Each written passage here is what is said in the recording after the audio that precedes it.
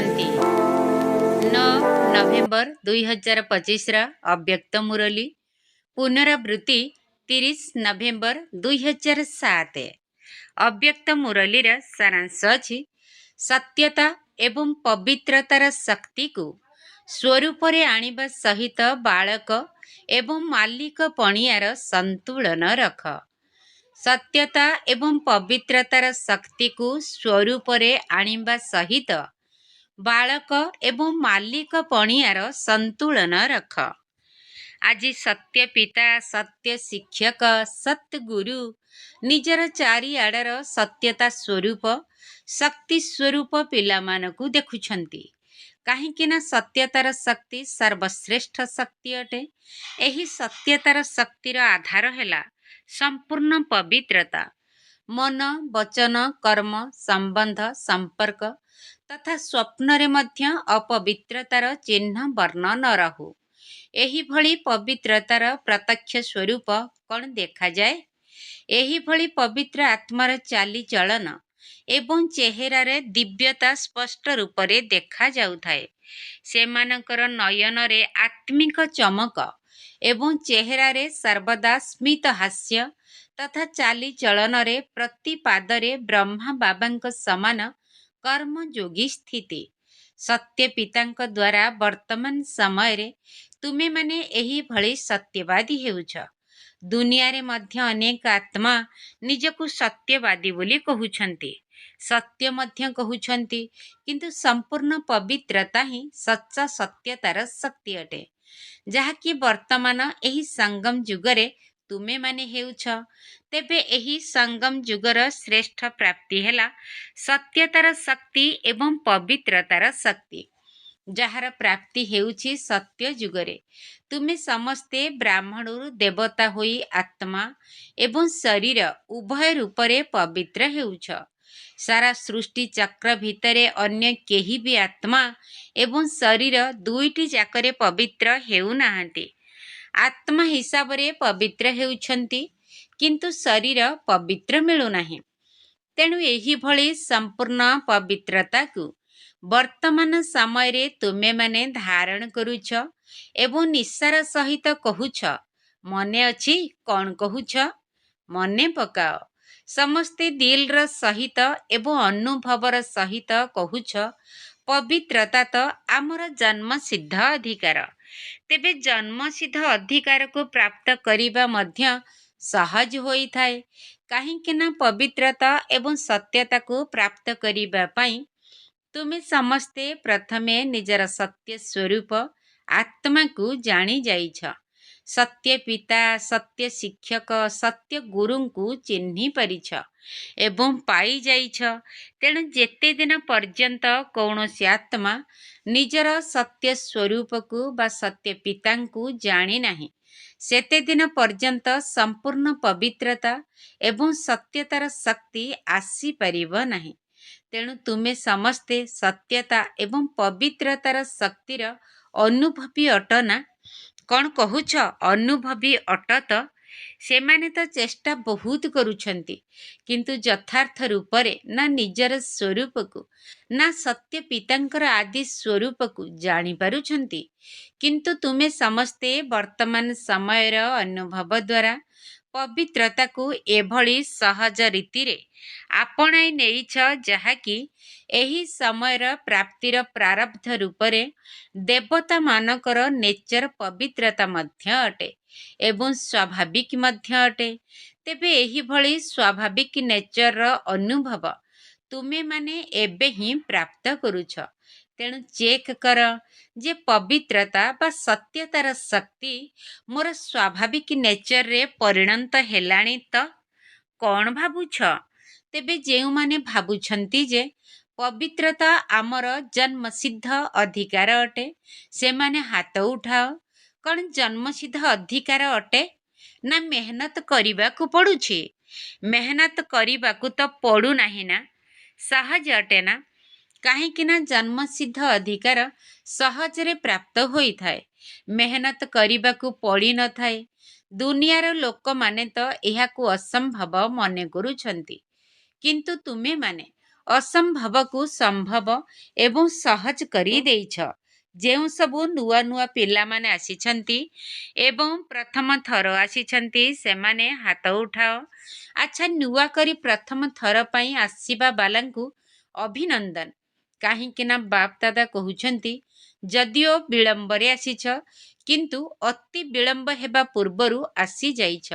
ଏହା ବ୍ୟତୀତ ନୂଆ ପିଲାମାନଙ୍କୁ ବାପ ଦାଦାଙ୍କ ଠାରୁ ବରଦାନ ମିଳିଛି ଯେ ଲାଷ୍ଟରେ ଆସିଥିଲେ ମଧ୍ୟ ତୀବ୍ର ପୁରୁଷାର୍ଥ କରି ପ୍ରଥମ ଶ୍ରେଣୀରେ ଆସିପାରିବେ। ପ୍ରଥମ ନମ୍ବର ନୁହେଁ କିନ୍ତୁ ପ୍ରଥମ ଶ୍ରେଣୀ ଅର୍ଥାତ୍ ଫାଷ୍ଟ ଡିଭିଜନରେ ଆସିପାରିବେ। ତେବେ ନୂଆ ପିଲାମାନଙ୍କ ଭିତରେ ଏତିକି ସାହସ ଅଛି ତ? ଯେଉଁମାନେ ପ୍ରଥମ ଶ୍ରେଣୀରେ ଆସିବେ ସେମାନେ ହାତ ଉଠାଅ। ଦେଖ, ଟିଭିରେ ତୁମମାନଙ୍କର ହାତ ଦେଖାଯାଉଛି। ଆଚ୍ଛା, ଏମାନେ ସାହସୀ ଅଟନ୍ତି। ତେବେ ସାହସ ପାଇଁ ଅଭିନନ୍ଦନ। ଯଦି ସାହସ ଅଛି ତେବେ ବାବାଙ୍କର ସହଯୋଗ ମଧ୍ୟ ନିଶ୍ଚିତ ରହିଛି। ତା ସହିତ ବ୍ରାହ୍ମଣ ପରିବାରର ଶୁଭ ଭାବନା, ଶୁଭ କାମନା ମଧ୍ୟ ତୁମ ସାଥିରେ ଅଛି। ସେଥିପାଇଁ ଯେଉଁ ନୂଆ ପିଲାମାନେ ପ୍ରଥମ ଥର ପାଇଁ ଆସିଛନ୍ତି ସେମାନଙ୍କ ପ୍ରତି ବାପ ଦାଦା ଏବଂ ପରିବାର ତରଫରୁ ଆଉ ଥରେ ପଦ୍ମଗୁଣ ଅଭିନନ୍ଦନ, ଅଭିନନ୍ଦନ, ଅଭିନନ୍ଦନ। ତୁମେ ପ୍ରଥମ ଥର ଆସିଥିବା ପିଲାମାନଙ୍କୁ ମଧ୍ୟ ଖୁସି ଲାଗୁଛି ନା? ବିଛୁଡ଼ି ଯାଇଥିବା ପିଲାମାନେ ପୁନର୍ବାର ନିଜର ପରିବାରରେ ପହଞ୍ଚି ଯାଇଛନ୍ତି। ତେଣୁ ବାପ ଦାଦା ମଧ୍ୟ ଖୁସି ହେଉଛନ୍ତି ଏବଂ ତୁମେମାନେ ମଧ୍ୟ ଖୁସି ହେଉଛ। ବାପ ଦାଦା ବତନରେ ଦାଦିଙ୍କ ସାଥିରେ ବସି ଗୋଟିଏ ଫଳାଫଳ ଦେଖୁଥିଲେ। କ'ଣ ଦେଖିଲେ ଜାଣିଛ? ତୁମେ ସମସ୍ତେ ଜାଣିଛ ଏବଂ ମାନୁଛ ଯେ ଆମେ ସମସ୍ତେ ବାଳକ ହିସାବରେ ମାଲିକ ଅଟୁ। କ'ଣ ଅଟ ତ? ତେବେ ମାଲିକ ମଧ୍ୟ ଅଟ, ବାଳକ ମଧ୍ୟ ଅଟ। କ'ଣ ସମସ୍ତେ ଅଟ ତ? ହାତ ଉଠାଅ। ଭାବି ଚିନ୍ତି ହାତ ଉଠାଅ। ସେମିତି ନୁହେଁ, ହିସାବ ନିଆଯିବ ନା। ଆଚ୍ଛା, ହାତ ତଳକୁ କର। ବାପ ଦାଦା ଦେଖିଲେ ଯେ ପିଲାମାନଙ୍କ ଭିତରେ ବାଳକ ପଣିଆର ନିଶ୍ଚୟ ଏବଂ ନିଶାତ ସହଜରେ ଆସିଯାଉଛି। କାହିଁକି ନା ଯେହେତୁ ନିଜକୁ ବ୍ରହ୍ମା କୁମାର ଏବଂ ବ୍ରହ୍ମା କୁମାରୀ ବୋଲି କହୁଛ, ତେଣୁ ବାଳକ ତ ନିଶ୍ଚିତ ଅଟ। ସେଥିପାଇଁ ତ କହୁଛ ନା। ଏବଂ ସାରାଦିନ ମେରା ବାବା ଶବ୍ଦ ମଧ୍ୟ ସ୍ମୃତିରେ ଆଣୁଛ। ପୁଣି ଭୁଲି ବି ଯାଉଛ, କିନ୍ତୁ ମଝିରେ ମଝିରେ ମନେ ପଡ଼ି ଯାଉଛି। ସେବା କରିବା ସମୟରେ ମଧ୍ୟ ବାବା ବାବା ଶବ୍ଦ ସ୍ୱାଭାବିକ ଭାବରେ ମୁଖରୁ ବାହାରୁଛି। ଯଦି ବାବା ଶବ୍ଦ ନ ବାହାରୁଥାନ୍ତା ତେବେ ଜ୍ଞାନର କୌଣସି ପ୍ରଭାବ ପଡ଼ୁନଥାନ୍ତା। ତେଣୁ ଯାହା ବି ସେବା କରୁଛ, ଭାଷଣ କରୁଛ, କୋର୍ସ କରାଉଛ, ଭିନ୍ନ ଭିନ୍ନ ଟପିକ୍ ଉପରେ କୋର୍ସ କରାଉଛ, ତେବେ ପ୍ରକୃତ ସେବାର ପ୍ରତ୍ୟକ୍ଷ ସ୍ୱରୂପ ବା ପ୍ରତ୍ୟକ୍ଷ ପ୍ରମାଣ ହେଉଛି ଶୁଣିବା ବାଲା ମଧ୍ୟ ଅନୁଭବ କରିବ ଯେ ମୁଁ ମଧ୍ୟ ବାବାଙ୍କର ଅଟେ। ସେମାନଙ୍କ ମୁଖରୁ ମଧ୍ୟ ବାବା ଶବ୍ଦ ବାହାରୁ। ଏମିତି ନ କୁହନ୍ତୁ ଯେ ଏହା କୌଣସି ଶକ୍ତି ଅଟେ ବା ଏହା ବହୁତ ଭଲ କଥା, କିନ୍ତୁ ଅନୁଭବ କରନ୍ତୁ ଯେ ମୁଁ ମଧ୍ୟ ବାବାଙ୍କର ସନ୍ତାନ। ତେବେ କୁହାଯିବ ସେବାର ପ୍ରତ୍ୟକ୍ଷ ଫଳ ମିଳିଲା। ତେବେ ବାଳକ ପଣିଆର ନିଶ୍ଚୟ ଏବଂ ନିଶା କମ୍ ବେଶୀ ହିସାବରେ ରହୁଛି। ବାଳକ ପଣିଆର ସ୍ମୃତି ଦ୍ୱାରା ମାଲିକ ପଣିଆର ବାସ୍ତବିକତାର ନିଶା ତୁମର ଚାଲିଚଳନ ଏବଂ ଚେହେରା ଦ୍ୱାରା କେବେ ଅଧିକ କେବେ କମ୍ ଦେଖାଯାଉଛି। ବାସ୍ତବରେ ତୁମେମାନେ ଡବଲ ମାଲିକ ଅଟ। ଗୋଟିଏ ହେଲା ବାବାଙ୍କର ସମ୍ପତ୍ତିର ମାଲିକ, ଯାହାକି ତୁମେ ସମସ୍ତେ ତ ଅଟ ନା। ଏବଂ ବାବା ମଧ୍ୟ ସମସ୍ତଙ୍କୁ ଏକା ଭଳି ସମ୍ପତ୍ତି ଦେଇଛନ୍ତି। କାହାକୁ ଲକ୍ଷେ, କାହାକୁ ହଜାରେ ତାହା ନୁହେଁ। ସମସ୍ତଙ୍କୁ ସର୍ବ ସମ୍ପତ୍ତି ଅସରନ୍ତି ମାତ୍ରାରେ ଦେଇଛନ୍ତି। କାହିଁକି ନା ବାବାଙ୍କ ନିକଟରେ ସର୍ବ ସମ୍ପତ୍ତି ବେହଦ ମାତ୍ରାରେ ରହିଛି, କମ୍ ନାହିଁ। ତେଣୁ ବାପ ଦାଦା ସମସ୍ତଙ୍କୁ ସର୍ବ ସମ୍ପତ୍ତି ଏକା ଭଳି ଏବଂ ଏକା ପରିମାଣରେ ହିଁ ଦେଇଛନ୍ତି। ଦ୍ୱିତୀୟରେ ହେଲା ସ୍ୱରାଜ୍ୟର ମଧ୍ୟ ମାଲିକ ଅଟ। ସେଥିପାଇଁ ବାପ ଦାଦା ନିଶାର ସହିତ ବା ଗର୍ବର ସହିତ କହୁଛନ୍ତି ମୋର ପ୍ରତ୍ୟେକ ସନ୍ତାନ ରାଜା ଅଟେ। ତେଣୁ ରାଜା ସନ୍ତାନ ଅଟ, ପ୍ରଜା ତ ନୁହେଁ ନା। କ'ଣ ରାଜଯୋଗୀ ଅଟ ନା ପ୍ରଜାଯୋଗୀ ଅଟ? ରାଜଯୋଗୀ ଅଟ ନା। ତେଣୁ ସ୍ୱରାଜ୍ୟର ମଧ୍ୟ ମାଲିକ ଅଟ। କିନ୍ତୁ ବାପ ଦାଦା ଦାଦିଙ୍କ ସହିତ ଏହି ଫଳାଫଳ ଦେଖିଲେ ଯେ ବାଳକ ପଣିଆର ନିଶା ଯେତିକି ରହୁଛି, ମାଲିକ ପଣିଆର ନିଶା ତାଠାରୁ କମ୍ ରହୁଛି। କାହିଁକି ଜାଣିଛ? ଯଦି ମାଲିକ ପଣିଆର ନିଶା ସବୁବେଳେ ରହୁଥାନ୍ତା, ତେବେ ମଝିରେ ମଝିରେ ଯେଉଁ ସବୁ ସମସ୍ୟା ବା ବିଘ୍ନ ଆସୁଛି, ସେଗୁଡ଼ିକ ଆସିପାରନ୍ତା ନାହିଁ। ଏମିତି ଦେଖିବାକୁ ଗଲେ ସମସ୍ୟା ବା ବିଘ୍ନର ଆସିବାର ମୁଖ୍ୟ ଆଧାର ବିଶେଷ କରି ତୁମର ମନ ଅଟେ। ମନ ହିଁ ହଲଚଲ ହୋଇଯାଉଛି। ସେଥିପାଇଁ ବାପ ଦାଦାଙ୍କର ମହାମନ୍ତ୍ର ମଧ୍ୟ ମନ୍ମନା ଭବ ଅଟେ। ତନ୍ମନା ଭବ ବା ଧନ୍ମନା ଭବ ନୁହେଁ, ମନ୍ମନା ଭବ। ତେଣୁ ଯଦି ତୁମେ ସ୍ୱରାଜ୍ୟର ମାଲିକ ଅଟ, ତେବେ ତୁମର ମନ ମାଲିକ ନୁହେଁ। ମନ ତ ତୁମର କର୍ମଚାରୀ ଅଟେ, ରାଜା ନୁହେଁ। ରାଜା ଅର୍ଥାତ୍ ଅଧିକାରୀ। ଅଧୀନ ବାଲାକୁ ରାଜା କୁହାଯିବ ନାହିଁ। ତେବେ ଫଳାଫଳ କ'ଣ ଦେଖିଲେ? ମୁଁ ରାଜ୍ୟ ଅଧିକାରୀ ମାଲିକ ଅଟେ, ମନର ମଧ୍ୟ ମାଲିକ ଅଟେ। ଏହି ସ୍ମୃତି ବା ଏହି ଆତ୍ମିକ ସ୍ଥିତି ସର୍ବଦା ରହୁନାହିଁ, କମ୍ ସମୟ ରହୁଛି। କିନ୍ତୁ ଏହା ତୁମର ପ୍ରଥମ ପାଠ ଅଟେ, ମନେ ଅଛି ତ? ତୁମେମାନେ ପ୍ରଥମ ପାଠରେ କ'ଣ ପଢ଼ିଥିଲ? ମୁଁ ଆତ୍ମା ଅଟେ। ପରମାତ୍ମାଙ୍କ ବିଷୟରେ ଦ୍ୱିତୀୟ ପାଠରେ ଜାଣିଲ। କିନ୍ତୁ ପ୍ରଥମ ପାଠରେ ମୁଁ ଆତ୍ମା, ରାଜା, ଏହିସବୁ କର୍ମେନ୍ଦ୍ରିୟମାନଙ୍କର ମାଲିକ, ଅଧିକାରୀ ଅଟେ, ଶକ୍ତିଶାଳୀ ଆତ୍ମା ଅଟେ। ସର୍ବଶକ୍ତିଗୁଡ଼ିକ ଆତ୍ମାର ନିଜସ୍ୱ ଗୁଣ ବା ଶକ୍ତି ଅଟନ୍ତି। ତେବେ ବାପ ଦାଦା ଦେଖିଲେ ଯେ ମୁଁ ଯିଏ ଅଟେ, ଯେପରି ଅଟେ, ତାର ସ୍ୱାଭାବିକ ସ୍ୱରୂପର ସ୍ମୃତିରେ ଚାଲିବା, ରହିବା, ଚେହେରାରେ ଅନୁଭବ ହେବା, ସମସ୍ୟାଗୁଡ଼ିକ ଠାରୁ ମୁକ୍ତ ରହିବା, ଏଥିରେ ଆହୁରି ଧ୍ୟାନ ଦେବାର ଆବଶ୍ୟକତା ରହିଛି। କେବଳ ମୁଁ ଆତ୍ମା ନୁହେଁ, କିନ୍ତୁ ମୁଁ କେଉଁ ଆତ୍ମା? ଯଦି ଏହି ସ୍ମୃତି ସର୍ବଦା ରହିବ, ତେବେ ମାଷ୍ଟର ସର୍ବଶକ୍ତିବାନ ଆତ୍ମା ଆଗରେ ବିଘ୍ନର ବା ସମସ୍ୟାଗୁଡ଼ିକର କୌଣସି ଶକ୍ତି ନାହିଁ, ଯାହାକି ସମ୍ମୁଖକୁ ଆସିପାରିବ। ଏବେ ମଧ୍ୟ ଫଳାଫଳ ରୂପରେ କୌଣସି ନା କୌଣସି ସମସ୍ୟା ବା ବିଘ୍ନ ଦେଖିବାକୁ ମିଳୁଛି। ଯଦିଓ ଜାଣିଛ, କିନ୍ତୁ ଚାଲିଚଳନରେ ଏବଂ ଚେହେରାରେ ନିଶ୍ଚୟର ପ୍ରତ୍ୟକ୍ଷ ସ୍ୱରୂପ ଆତ୍ମିକ ନିଶା ଆହୁରି ଅଧିକ ପ୍ରତ୍ୟକ୍ଷ ରୂପରେ ଦେଖାଯିବା ଦରକାର। ସେଥିପାଇଁ ମାଲିକ ପଣିଆର ନିଶାକୁ ବାରମ୍ବାର ଚେକ୍ କର। ତାହା ମଧ୍ୟ ଗୋଟିଏ ସେକେଣ୍ଡର କଥା। କର୍ମ କରିବା ସମୟରେ ଯେକୌଣସି କର୍ମ ଆରମ୍ଭ କରୁଛ, ସେତେବେଳେ ଚେକ୍ କର।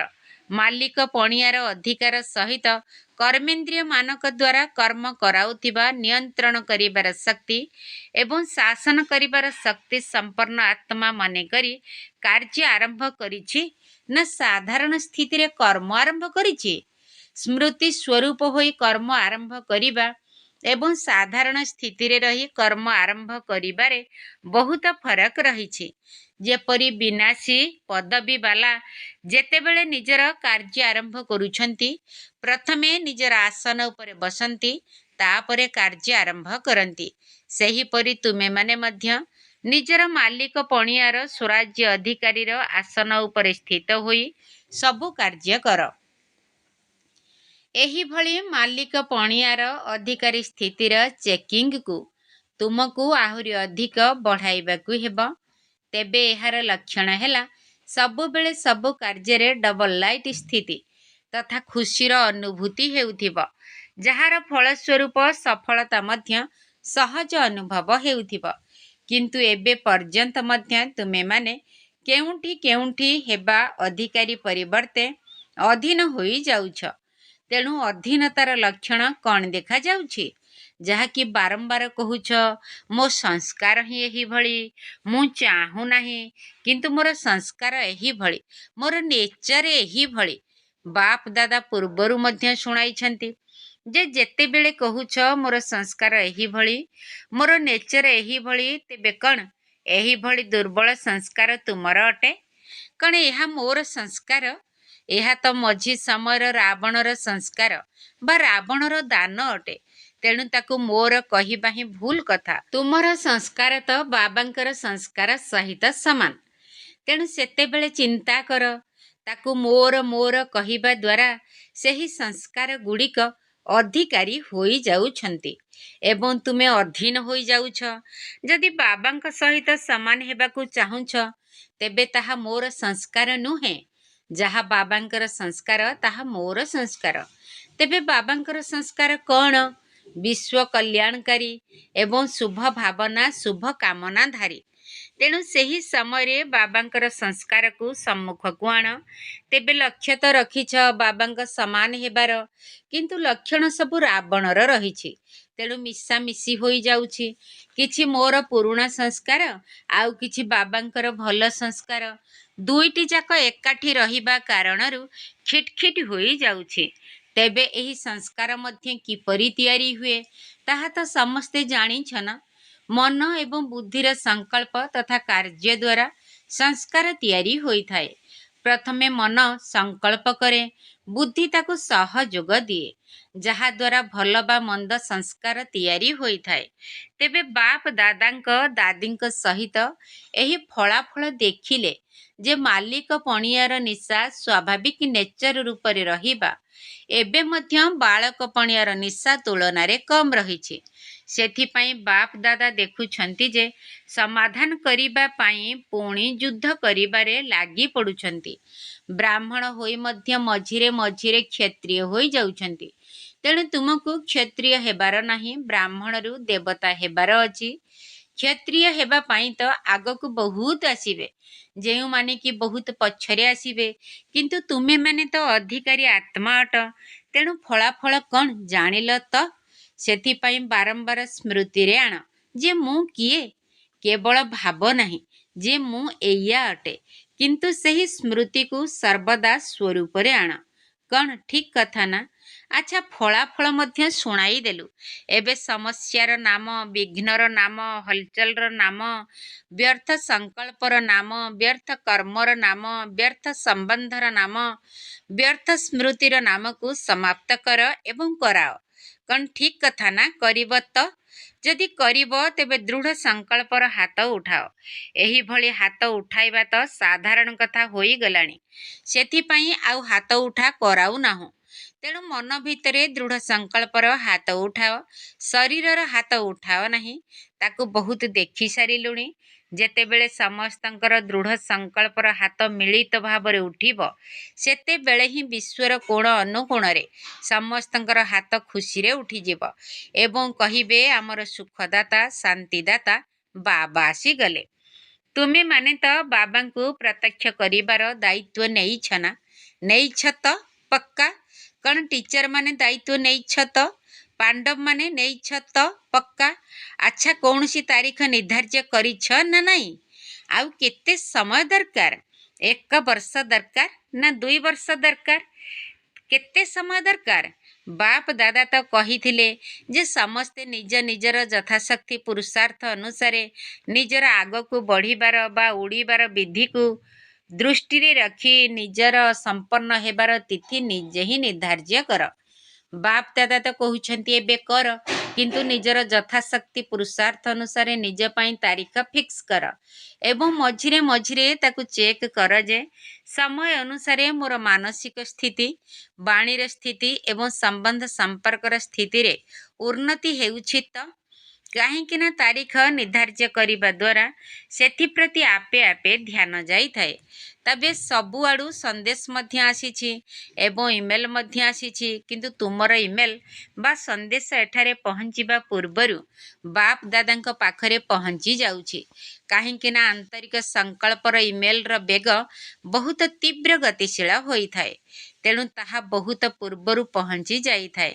ତେବେ ଯେଉଁମାନେ ବି ଶୁଭେଚ୍ଛା ବାର୍ତ୍ତା ବା ନିଜର ସ୍ଥିତିର ବା ସେବାର ସମାଚାର ପଠାଉଛନ୍ତି, ସେଗୁଡ଼ିକୁ ବାପ ଦାଦା ସ୍ୱୀକାର କରିଛନ୍ତି ଏବଂ ଶୁଭେଚ୍ଛା ବାର୍ତ୍ତା ମଧ୍ୟ ସମସ୍ତେ ବହୁତ ଉମଙ୍ଗ ଉତ୍ସାହର ସହିତ ଲେଖି ପଠାଇଛନ୍ତି। ତେବେ ବାପ ଦାଦା ସେହି ସମସ୍ତ ପିଲାମାନଙ୍କୁ, ଚାହେଁ ବିଦେଶର ହୋଇଥାନ୍ତୁ ବା ଦେଶ ଭିତରର ହୋଇଥାନ୍ତୁ, ସେମାନଙ୍କର ଶୁଭେଚ୍ଛା ବାର୍ତ୍ତାର ପ୍ରତ୍ୟୁତ୍ତରରେ ଆନ୍ତରିକ ଆଶୀର୍ବାଦ ସହିତ ସ୍ନେହ ଏବଂ ଶକ୍ତିର ସକାଶ ଦେଉଛନ୍ତି। ଆଚ୍ଛା, ଏବେ ସବୁ କଥା ତ ଶୁଣିଲ, କିନ୍ତୁ ଶୁଣିବାକୁ ଯେପରି ସହଜ ଲାଗୁଛି, ସେହିପରି ଶୁଣିବାର ସ୍ଥିତିଠାରୁ ଉର୍ଦ୍ଧ୍ୱରେ ମଧୁର ଶାନ୍ତିର ସ୍ଥିତି ମଧ୍ୟ ଅନୁଭବ ହେବା ଦରକାର। ଯେବେ ଇଚ୍ଛା, ଯେତେ ସମୟ ପର୍ଯ୍ୟନ୍ତ ମାଲିକ ସ୍ଥିତିରେ ରହି ପ୍ରଥମେ ତ ବିଶେଷ କରି ମନର ମାଲିକ ହେବାକୁ ପଡ଼ିବ। ସେଥିପାଇଁ ଗାୟନ ରହିଛି ମନକୁ ଜିତିଲେ ଜଗତକୁ ଜିତିବ। ତେଣୁ ଏବେ ଏବେ ଶୁଣିଲ, ଏବେ ଏବେ ଦେଖିଲ ଏବଂ ଏବେ ଏବେ ଆତ୍ମା ରାଜା ହୋଇ ମନବୁଦ୍ଧି ସଂସ୍କାରକୁ ନିଜର ଅଧୀନ କରିପାରିବ। ଏବେ ମନବୁଦ୍ଧି ସଂସ୍କାର ତିନୋଟି ଯାକର ମାଲିକ ହୋଇ ସେମାନଙ୍କୁ ଆଦେଶ ଦିଅ। ସୁଇଟ୍ ସାଇଲେନ୍ସ ଅର୍ଥାତ୍ ମଧୁର ଶାନ୍ତିର ସ୍ଥିତିରେ ସ୍ଥିତ ହୋଇଯାଅ। ତାପରେ ଅନୁଭବ କର ଯେ ଆଦେଶ କରିବା ପରେ ବା ଅଧିକାରୀ ହେବା ଦ୍ୱାରା ଏହି ତିନୋଟି ଯାକ ଶକ୍ତି ମୋର ଆଦେଶ ମୁତାବକ ଚାଲୁଛନ୍ତି ତ। ତେଣୁ ଏବେ ଏବେ ଅଧିକାରୀ ସ୍ଥିତିରେ ସ୍ଥିତ ହୋଇଯାଅ। ବାପ ଦାଦା ଡ୍ରିଲ୍ କରାଇଲେ। ଆଚ୍ଛା, ଚାରିଆଡ଼ର ସଦା ସ୍ୱମନ ଧରି ସତ୍ୟତାର ଶକ୍ତି ସ୍ୱରୂପ, ପବିତ୍ରତାର ସିଦ୍ଧି ସ୍ୱରୂପ, ସଦା ଅଚଳ ଅଟଳ ସ୍ଥିତିର ଅନୁଭବୀ ସ୍ୱପରିବର୍ତ୍ତକ ଏବଂ ବିଶ୍ୱ ପରିବର୍ତ୍ତକ, ସର୍ବଦା ନିଜର ଅଧିକାରୀ ସ୍ଥିତି ଦ୍ୱାରା ସର୍ବ ଆତ୍ମାଙ୍କୁ ବାବାଙ୍କଠାରୁ ଅଧିକାର ପ୍ରାପ୍ତ କରାଉଥିବା ଚାରିଆଡ଼ର ବାପ ଦାଦାଙ୍କର ଭାଗ୍ୟବାନ ଗେହ୍ଲା ଆତ୍ମାମାନଙ୍କୁ ପରମାତ୍ମା ପିତାଙ୍କର ସ୍ନେହ ସମ୍ପନ୍ନ ଶୁଭେଚ୍ଛା ଏବଂ ଆନ୍ତରିକ ଆଶୀର୍ବାଦ ସ୍ୱୀକାର ହେଉ। ତା ସହିତ ମିଠା ମିଠା ପିଲାମାନଙ୍କୁ ବାପ ଦାଦାଙ୍କର ନମସ୍ତେ।